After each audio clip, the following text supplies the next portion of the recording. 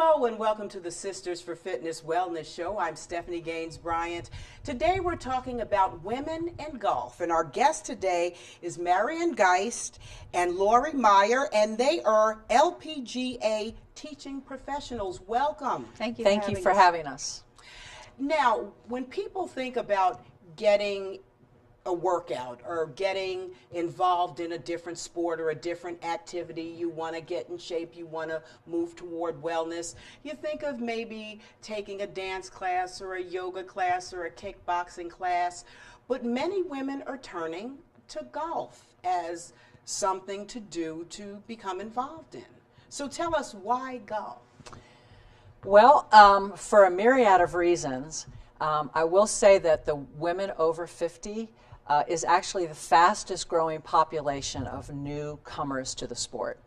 A couple of factors. Number one, many of them have husbands who have been golfers for years, but now they're looking towards their husband's retirement, and if they're working themselves, they're also looking towards retirement. And they're looking for something that they can do together as they retire, go on trips. Golf's a very social sport. The other thing with women that I think is so critical is that most women at the age of 50, especially those that have born children, they've raised their children are out of the house, and many of the children now have grandchildren. So we as women, I know it's my experience, Laurie, you're a mom also. That's correct. As moms, as women, we tend to give everything we have. Yes. To our children, our family, our husband's career, our career, everything. And sometimes there's not a lot left over for us.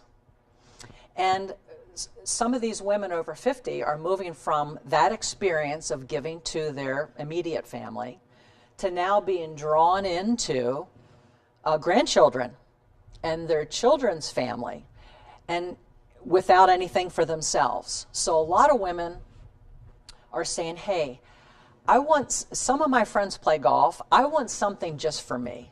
My friends having a really good time with golf. I want something just for me. My knees maybe can no longer handle it on the tennis court. I can't run anymore. And some haven't even been athletes or runners or exercisers.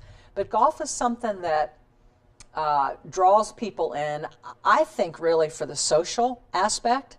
And then the fitness and the movement is just sort of a side effect, a positive side effect. Well, what do you say to the person who automatically thinks that golf is just for rich people, that the average person couldn't possibly afford to play golf?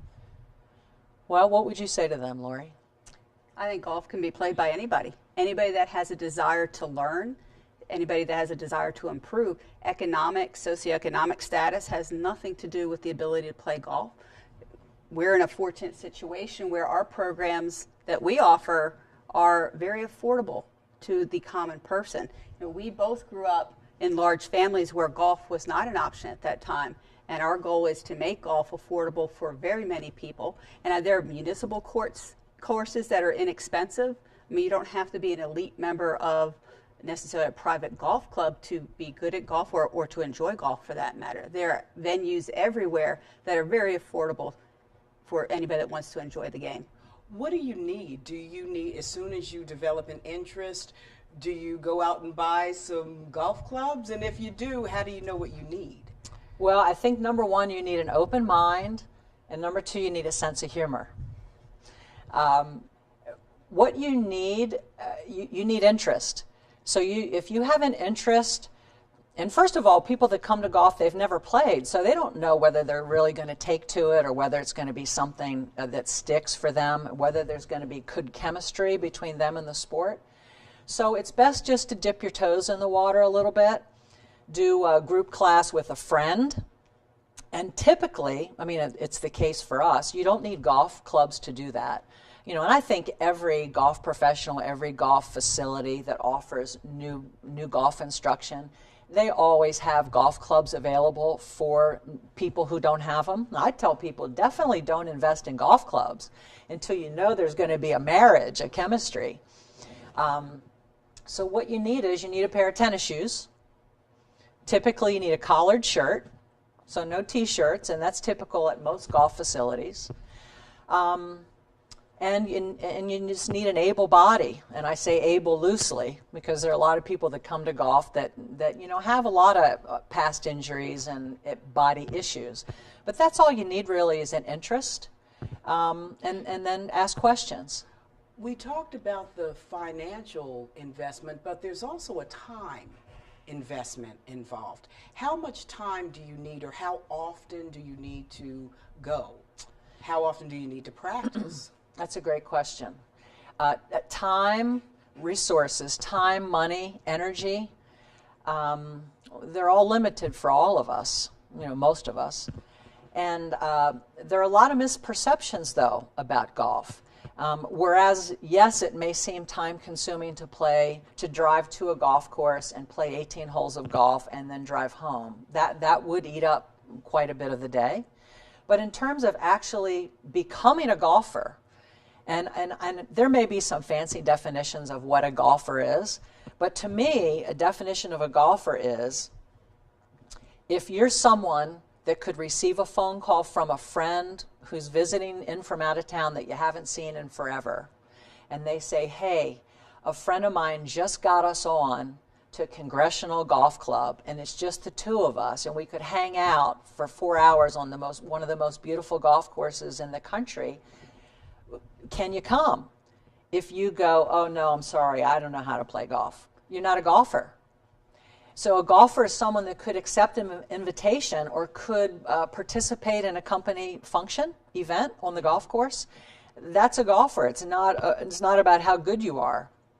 In terms of the time barricade or restraint to becoming a golfer, that's a huge misperception, and probably if your viewers use this as the biggest takeaway, I think the biggest benefit from this segment is that to learn the golf swing, a full swing only takes 1.2 seconds from takeaway to impact. Then of course there's a follow through that we don't count, but 1.2 seconds.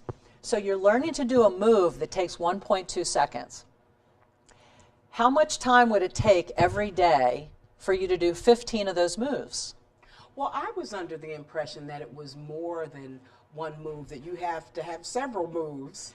Well, there's one big move called the full swing, and then there's several smaller moves that are required for less than a full swing. We just kind of group them together and call it short game, and that would include putting, pitching, chipping, even bunkers. Okay. And then, but they're a microcosm of the full swing. So as you're learning the full swing, you're also incorporating the moves of these smaller swings. So it's just all one, just with maybe some variations in the setup. I won't say it's a simple move. It's very complex. You can imagine managing all your joints, muscles, and bones to coordinate with each other to create about 80 to 100 miles per hour club head speed in 1.2 seconds. Well, what physical shape must you be in to do this? Do you have, can you be anywhere from 16 to 80 and play golf? Do you have to be in any particular condition? We would like you to be in a particular condition, which would be, fit and have great range of motion and be injury-free, pain-free, have great posture. But I don't know that those people exist anymore in life, and I would lump Laurie and myself in that group. In terms of age, what did Tiger Woods start when he was 18 months old? So the best time to start is when you're young. However, if you're already 40, 50, 55, 60, it's never too late. We have some gals that have started with us, just picked up golf, they never were an athlete before. They grew up post-Title IX, never did a thing. And after they raised their children, their husband played golf for 20 or 30 years, he retired, and they looked at each other and they were like, well, what are we going to do together? And she says, well, maybe I'll take up golf. And initially she said that maybe to please him.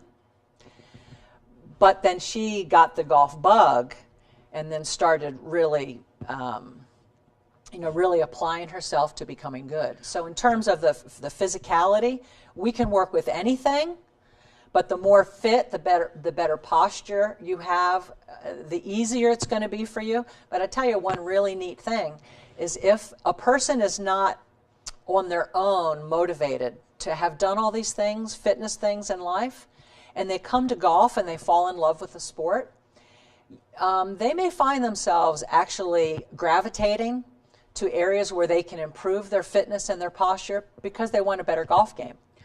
Well, you just mentioned the golf bug. What gave you the bug? And let's start with Laurie. How did you get the golf bug? I hadn't been exposed to golf before I was 40. My dad played, but again, as Marian was saying, girls didn't play sports really growing up. So when I turned 40, I knew my neighbor had golf clubs, and I decided I wanted to try something new on my 40th birthday. So I asked him to borrow his clubs, and I went to a local range and watched for a little bit. I can do that. I'm an athlete. Of course I can pick up a sport.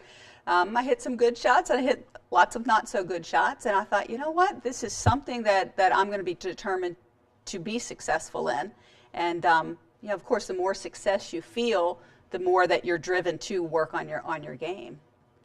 How about you? How did you get the bug? Well, I think like most people do, you hit that one shot that you look up, you sense the feel of the club face on the ball, the sound, that pure sound, and then you look up and you see the ball just skyrocketing down the middle of the fairway, and your immediate reaction is, wow, did I do that?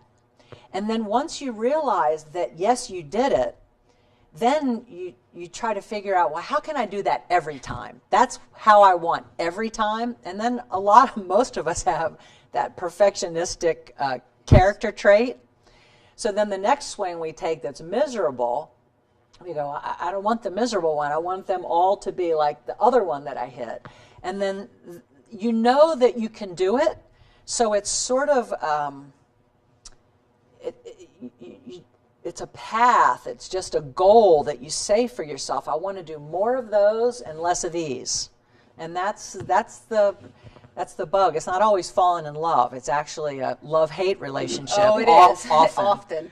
But it's always, even when you play, it's that one, if you're out on the course, that one shot that you hit. Maybe it's carrying the water, or it's just that one shot that brings you back. It might be the other 85 that you took on the golf course, but there's always, like you were saying, that one, that feel, that sound, the ball flight, or wow, I actually hit it over the water this time, that brings you back.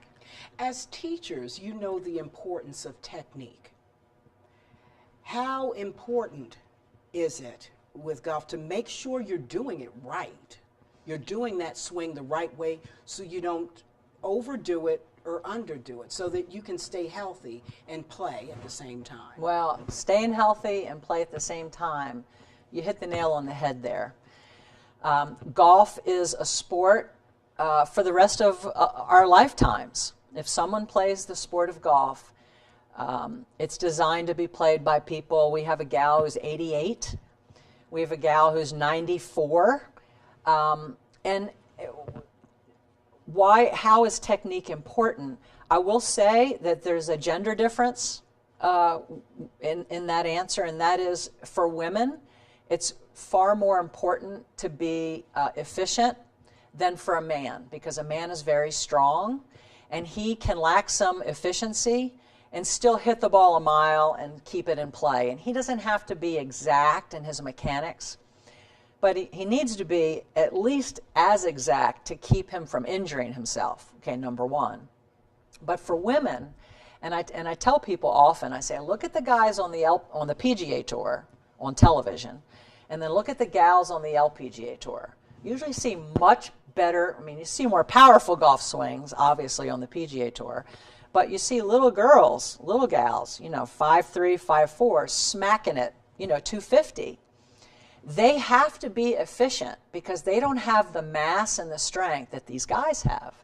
And so I think for both genders, you have to make a golf swing in a way that's body friendly, because you're going to have that repetitive motion And any repetitive motion that's dysfunctional is going to eventually cause a problem.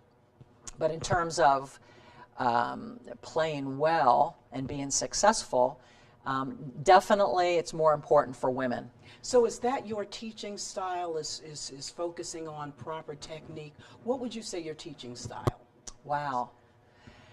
Haven't been asked that in a long time. Our teaching style, I'm going to speak for myself, Yes, and let you, we'll go yeah, to Laurie. yeah. Sure. We might surprise each Yeah.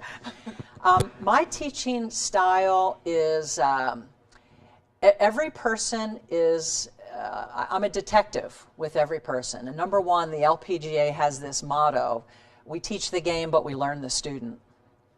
So two people come for a lesson back to back, they will not get the same lesson. They could be both beginners, they will not get the same lesson. So it's really a golfer-centered approach. You know, we could have some very accomplished professional people who are just who are at the top of their field, who now are taking up golf for the first time. Guess what?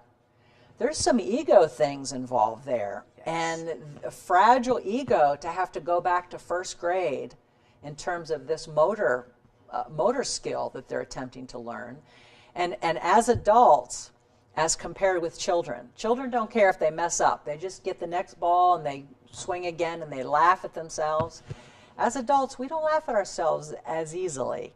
And so I guess my style of instruction is just figure out what the person is saying they want and figure out what might be underneath that, and figure out what it is they want that they may not be saying, they may not even be aware of. And then make it okay and actually preferable for mistakes to be made. You're only going to learn if you make mistakes. And so I tell people the pressure's off. The more mistakes you can make in this 30 minutes, the more you're going to learn and the more that you're going to get from me. So let's have at it and let's make all the mistakes here. And I think that it's true, actually. And it puts people at ease and go, okay, well, I can do that. I can make mistakes. And I think that's... Laurie, what's your teaching Very style? similar to what you were saying. I think it's important to identify, one, how the person learns. You know, are they kinesthetic? Are they, you know, auditory? Are they visual learners? And tap into their learning styles. As Marian said, our lessons are not your generic package. You do the same thing for everybody. We look at what do they have, what are their physical limitations, how do they learn best, what can we do to incorporate their learning styles into what they want for the lesson. You know, they can come to us and we see 10 things that need to be done in order for them to be successful, but we can't give that all at once. We have to prioritize what has to happen first, but also have that in conjunction to what their goals are for that day. And their goals and what we see may not always be a match, but again, as Marian said, it's very much student-centered, that this is what they want and we will do our best to allow that goal to happen during the session. And as Marian said, we want mistakes, you know, and it make the environment okay to make mistakes, and getting them to laugh and make them feel at ease about what's going on, I think is very important. Let's do a little demonstration now. If there were something that you could practice at home every day as a beginner to get your body prepared, to get that muscle memory in, what would you do? Well, it would be real simple. It would be bringing awareness to your posture. Probably 9.5 people out of 10 come to golf, and because we set up to the golf swing in a hip flexion. You know, we walk around in life with a vertical spine, and there's not much that we do where you have hip flexion and now the spine is over. So that's different for people, and people tend to then grab the golf club with rounded shoulders and they drop their sternum, and now we've got big issues in the ability to rotate. Yes. And so if they're at a desk and they've got a lot of this tightness in through the chest and their head forward, that's not going to lend itself to a really good golf swing. So, you know, if you're watching television, if you're a football avid football fan or anything, your shows in the afternoon, the evening news, and you go from this posture to saying, okay, let me practice my golf, and you raise your sternum. It's not about pulling your shoulders back. You know, we used to be told that at the dinner table. It's about getting your sternum up. So as my sternum gets up, everything gets into alignment. So if you learn just sit in this position, it's going to make learning golf a lot better. And number two, just in a seated position, I mean, literally, you can teach yourself golf without leaving your easy chair. Mm-hmm. You sit towards the front and get rid of the arms. I'm not sure why they called it a golf swing. I think they did people a disservice by that. People think of golf swing as they take a club and they swing their arms, right, Laurie? Yeah. And that's what we see. But actually, someone mentioned the other day, one of my clients who's actually a dentist, she's very physics smart. She says, you know, they should have called it a golf lever. It's true, a golf turn, golf rotation, something, anything other than a golf swing. So if you get rid of the arms, we want to get rid of the arms because the arms so dominate all beginner golfers' golf swings. So if we get rid of them, now we have to figure out what are we going to do without our arms. So what we're going to do is we're going to keep our lower body, because my butt is on the chair, so it's not going to move. My hips are on the chair. We're going to take our lower body and initiate a rotation. What that's doing is that's teaching the brain how you can move your torso without moving your lower body. Because typically for new golfers, their motion is everything back and everything through. So here, just a little dissociation between the upper body and the lower body would be huge. Okay? Laurie? Now, Laurie, can you show us maybe a swing that you can do with your fork or with a broom or something? How about we just use our left thumb? Okay. How about we don't even pick up the utensils? We can stay connected to our left chest and just grab our left thumb like this, making sure our forearms are nice and close together. Yep, got to get those forearms Yep, close. left arm up and on your chest. That's it. Okay. Yep. Look at the face. We're already feeling strange and unfamiliar, Yes, right? exactly. Okay. And just like Marian was doing with her arms across her chest and just turning her torso, how about we just turn our torso and fold that right elbow? And now, this is real important. This is a number 2 takeaway for the viewers. Notice Laurie's thumbs here are on a slant and an angle. They're not this way. Okay? This is a number 1 mistake in golf. The thumbs are going to be on an angle this way as you get into the top of your backswing. Okay. Before we run out of time, I want to make sure that we go over, you offer more than one package. There are several packages. You offer individual lessons as well as group lessons. Yes. So how do you decide what's for who? Well, we try to steer people to a group session.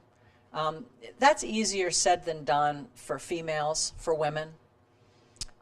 If someone already plays golf and they're struggling, and they want a quick diagnostic and a prescription of what they need to do to fix, then a private lesson is good. And we never recommend getting a package right off the bat because, you know, you need to have chemistry with your instructor. There are a lot of good instructors in the area. We're 2 of the good instructors in the area. But you want to make sure that you have chemistry with the instructor. So just doing a lesson, you know, if you want to talk with us, you know, ahead of time coming, certainly we can talk with you on the phone, figure out what you need. We have an About You form that we use on our website because we want to know as much about you going into the lesson as we can, prior injuries, what you're, you know, about what do you score, what do you want to get out of the lesson, so that we don't have to eat up lesson time. But I'll tell you, there's nothing better than getting a group of friends together. You get a group of friends, 2, 3, 4 friends, and say, hey, let's call and see if we can get none of us have golf clubs. Let's just see if we can have fun together for an hour, hour and a half, and see if we like this thing. Now, I know that in a group setting, my concern would be that I'm not good at this, and I would slow the group down because I'm so horrible. I've never done this before. I don't know how to move. I don't know what to. So how do you ease those concerns? If someone like me comes in and they're concerned that I don't want to be part of a group because I'm going to mess up. Well, I hate to tell you that you're typical. Okay. But you're typical. Okay. You're a typical overachiever golfer, and that's a good thing. Everybody feels like that. And this is one of the really neat things about golf. When you can call yourself a golfer, which means you're capable of playing golf on a golf course with your friends, you literally can sit next to a stranger on an airplane, and when you figure out they play golf, right away there's a connection. There's a conversation at the workplace, same thing. I often open a group by saying, okay, I'd like to see a show of hands of everyone who had a thought either driving to the lesson or now that, oops, I might be the worst one in the group. Just raise your hand. Typically, every single hand goes up and the laughter just is deafening. And it's a great icebreaker. It's a great icebreaker. But the truth be told is you're going to be on your little station, and we're going to keep you so busy. Trust me, you will not have time to be worried about what your neighbor's doing. And I'll tell you something else. Golf, the light bulb will go off for different people at different times. So I could give you an hour lesson. You and Laurie come, you're best of friends. You could be twins. I give you the same lesson. I talk to you the same way. I show you the same thing. You might be a star. She might really struggle. That only means her light bulb hasn't gone off yet. Her light bulb might go off when she gets home, and the next session you show up, she's the star, and you struggle a little bit. It's a process. Well, in wrapping up our discussion, also let's mention where you guys do your lessons. That's Okay. in Davidsonville. Yes, we're at Renditions Golf Course, which is an upscale semi-private club, which means there are members and then they're public play. They do a lot of events there.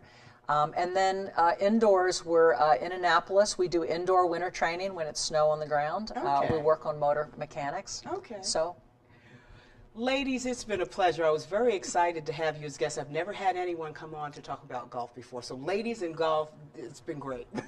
we've enjoyed Thank you it. for having Thank you us. so much for joining us today. We've been talking to Marian Geist and Laurie Maier. They are LPGA teaching professionals. It's been a pleasure, and I hope to see you on the course when I cough up the courage to do it. We're going to get you will out see there. me out Stephanie, there. we are going to get you out there.